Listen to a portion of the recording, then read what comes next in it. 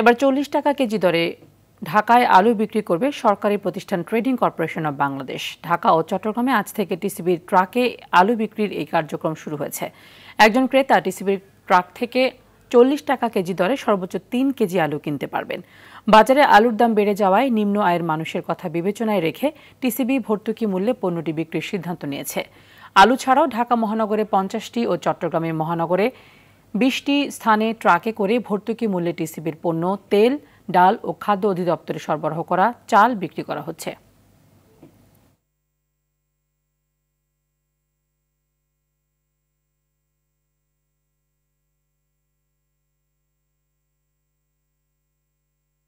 নগদের সর্বোচ্চ বার 167 টাকা রিচার্জে পাবেন 1 লাখ টাকা পুরস্কার। আরও আছে প্রতি সপ্তাহে পুরস্কার ও ক্যাশব্যাক।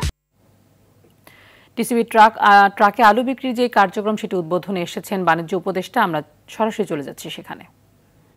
শুল্ক বিভিন্ন বাধাকে মানে দূর করে আমরা আরো অধিকতর লোককে সংযুক্ত করতে চেষ্টা করছি।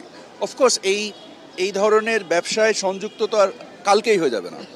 সো এটার জন্য একটা প্রক্রিয়াধীন একটা বিষয়, এবং আমরা আশা করছি এই উদ্দেশ্যেই আমরা মাঠ পর্যায়ে ভ্রমণ করছি। আপনাদের মাধ্যম দিয়ে ব্যবসায়ীদেরকে আহ্বান জানাচ্ছি, আপনারা সংযুক্ত হন, আরও বেশি প্রতিযোগিতামূলক ব্যবস্থা তৈরি করুন।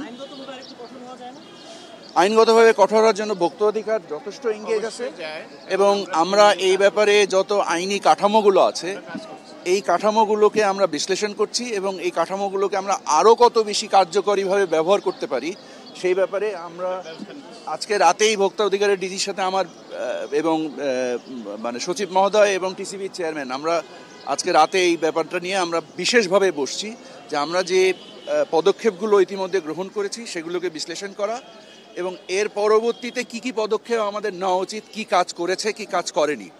সো এই জিনিসগুলোকে আমরা বিশ্লেষণ করে নির্ণয় করে আরও কর্মক্ষম পদক্ষেপ গ্রহণ করার চেষ্টা করছি। আলু, তারপরে হচ্ছে চাল, ডিম, আমরা কি সংকট হলে আমদানিতে, আমদানি তো আসলে সমাধান না। বাজার নিয়ন্ত্রণ আসলে না করতে পারে দিনকে দিন আমাদের আমদানি পরিমাণটা বাড়ছে।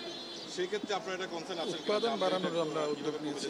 দেখুন, আমাদের যে বিপুল জনসাধারণ এর যে ভোগের পরিমাণ, এটাকে আইদার আপনাকে স্থানীয় উৎপাদন করতে হবে অথবা আমদানি করতে হবে অথবা দুটোই করতে হবে। সো ডিপেন্ডিং অন নির্ভরশীল যে আমাদের স্থানীয় উৎপাদন কি এবং চাহিদা এবং যোগানের যে ভারসাম্য, এটাকে আমাদেরকে রক্ষা করতে হবে। সো আমদানি যদি স্বল্পকালীন সমাধান হয়, এই ব্যাপারে উপদেষ্টা মহোদয় সকলেই খুবই উদার, এবং দীর্ঘমেয়াদে অবশ্যই এটা সমাধান না। দীর্ঘমেয়াদে আমাদের নিজস্ব সক্ষমতা বৃদ্ধি করতে হবে। সেটার জন্য এই স্বল্পকালীন সরকারের যতটুকু করণীয় ততটুকু তো করবেনই, এবং পরবর্তী রাজনৈতিক সরকার নিশ্চয়ই এই ব্যাপারে, এটা একটা পলিটিক্যাল কমিটমেন্ট, এটা একটা, যারা রাজনীতিবিদ ওনারাই দীর্ঘমেয়াদে আমাদেরকে সেই জায়গায় নিয়ে যাবেন বলে আমরা আশা করি ইনশাআল্লাহ।